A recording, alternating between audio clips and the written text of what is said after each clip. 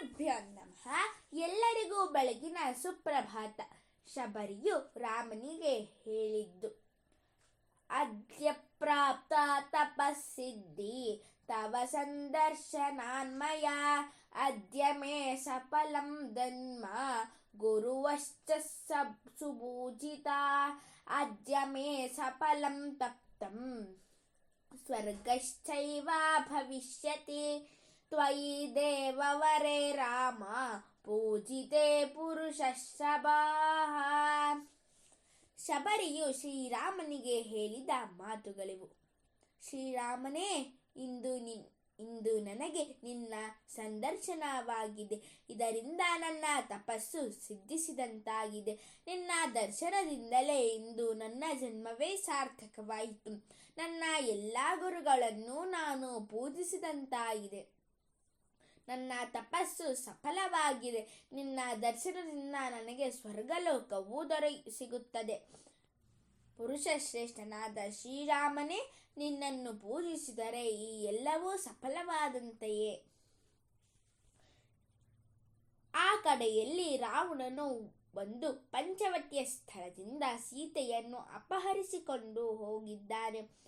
ಈ ಕಡೆಯಿಂದ ರಾಮ ಲಕ್ಷ್ಮಣರಿಬ್ಬರು ಆ ಮಾಯಾಜಿಂಕೆಯನ್ನು ಕೊಂದು ಪಂಚವಟಿಗೆ ಬಂದು ನೋಡಿದಾಗ ಆ ಪರ್ಣ ಕುಟೀರದಲ್ಲಿ ಸೀತಾದೇವಿಯು ಇರಲಿಲ್ಲ.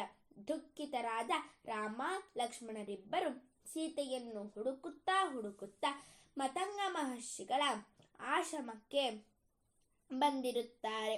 ಮತಂಗ ಮಹರ್ಷಿಗಳು ಆಗ ತಾನೇ ಯೋಗದ ಬಲದಿಂದ ಯೋಗಾಗ್ನಿಯಲ್ಲಿ ತಮ್ಮ ಶರೀರವನ್ನು ಸಮರ್ಪಿಸಿ ಉತ್ತಮ ಲೋಕವನ್ನು ಹೊಂದಿರುತ್ತಾರೆ. ಮತಂಗ ಮಹರ್ಷಿಗಳ ಶಿಷ್ಯೆಯಾದ ಶಬರಿಯು ಗುರುಗಳ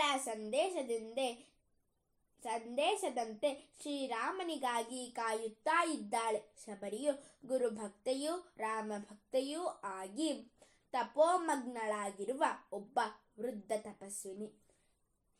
ಶ್ರೀರಾಮನು ಶಬರಿಯನ್ನು ಕುರಿತು: ನಿನ್ನ ತಪಸ್ಸೆಲ್ಲವೂ ನಿರ್ವಿಘ್ನವಾಗಿ ನೆರವೇರುತ್ತಿದೆಯೇ ಎಂದು ಕೇಳಿದಾಗ ಶಬರಿಯು ಈ ಮೇಲಿನ ಮಾತುಗಳನ್ನು ಶ್ರೀರಾಮನಿಗೆ ಹೇಳುತ್ತಾಳೆ: ಮಹಾತ್ಮರ ದರ್ಶನದಿಂದಲೇ ನಮ್ಮ ತಪಸ್ಸೆಲ್ಲವೂ ಸಫಲವಾಗುತ್ತವೆ ಎಂದು ತಿಳಿಯಬೇಕು. ಮಹಾತ್ಮರೆಂದರೆ ತಪಸ್ವಿಗಳಾದ ಋಷಿಗಳು, ಸಾಧು ಸಂತರು, ಸನ್ಯಾಸಿಗಳು, ಜ್ಞಾನಿಗಳು, ವೇದ ಪುರುಷರು, ಭಗವತ್ಪಾದರು.